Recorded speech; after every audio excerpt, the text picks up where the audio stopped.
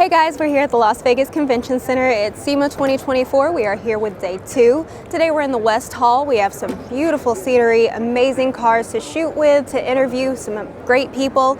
There's a lot of demos going on and we hope to see you soon. Stay tuned.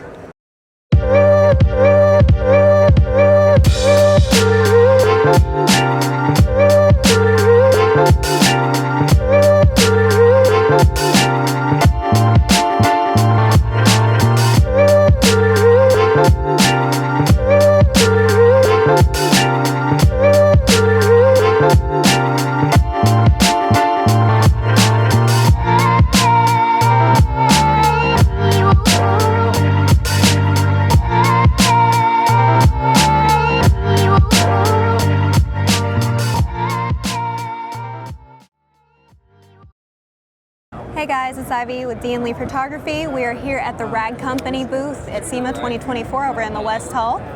I'm Anthony, and yeah, I'm going to tell you a little bit about the Rag Company. Does that sound good? Absolutely. All right, so the Rag Company started in 1999 in Boise, Idaho, and it was started by a little old lady and her husband who wanted to kind of dive into the microfiber world, right? Microfiber was pretty new at that time. It was kind of new technology in terms of textiles and cloth, right?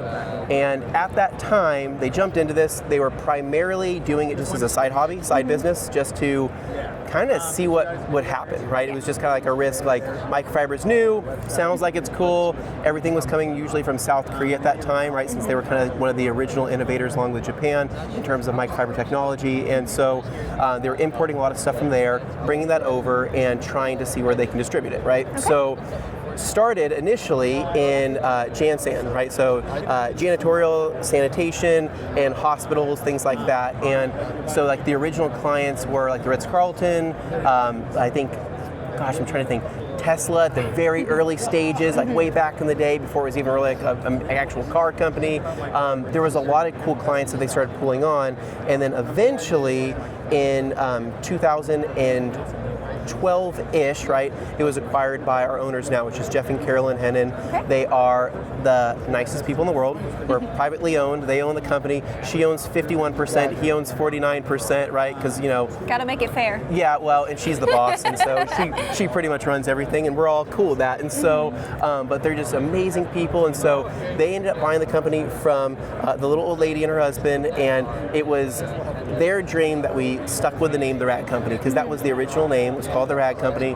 We kept the original name. We made some updates to the logo, and around that time, it was kind of like figuring out, all right, they've acquired this company, where do we go, right? We had JanSan clients, we had hotel clients, we had makeup, spa, facial places, but then we also had the automotive community, right? That was really big into microfiber, and it was just getting bigger and better.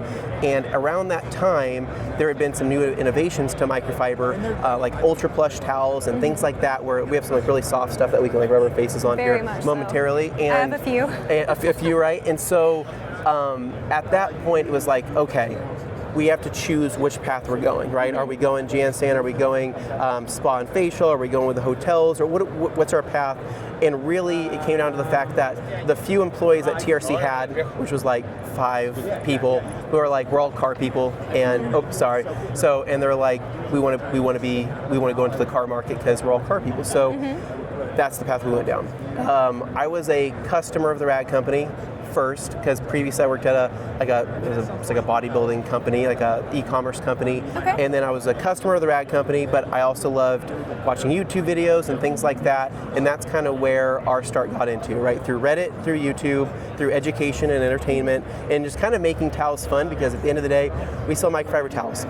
It's a really hard conversation. It's like, it's not like a fun and exciting thing. It's not like, hey, I own a skydiving business or something, you know, or I jump cars for a living or anything. It's like, they're towels, right? Mashing it into detailing, I mean, that's a whole process in itself where you can build in that learning, and that's where you make it fun. Yep. Because learning how to detail cars, I mean, a lot of guys are just in their garage, home-built projects, and they want to have it nice, they want to have it show-ready, but they don't want to spend that money, so they learn the skill and do it themselves. And that's what really makes it fun and connects to big companies, major corporations, as well as the little guy just doing their home builds. Yep, and so we pretty much just went that route, right? So I left that job, I started here, and since then, basically we just kind of built this up to what it is now. And really, I think a majority of our growth came from car people, education, kind of pairing our towels with other chemical companies, right, in the detailing space, and then just really just kind of relationship building and just being friends. I mean, that's really how this all worked out. And now we're here today. We have warehouses, we have a lot more employees, and we get to do all sorts of fun stuff. And a big part of that is just the social media side, again, just educating and continuing to innovate and make new stuff. So we have a rack of towels. Do you want to see some towels, right? Yeah. So a Take us couple around. things.